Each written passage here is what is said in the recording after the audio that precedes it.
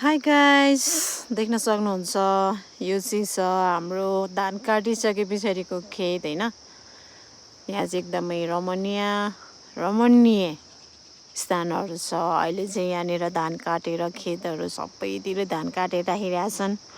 परालको कुन्युहरू बनाएको देखिराख्नु भएको छ यहाँनिर होइन। बस्तुहरू चरिरहेछन्, बाख्राहरू चरिरहेछन्, हरियाली जङ्गल अनि हल्का चिसो छ। कागहरू खेतमा झरेको धानहरू खाइरहेछन् टिपेर।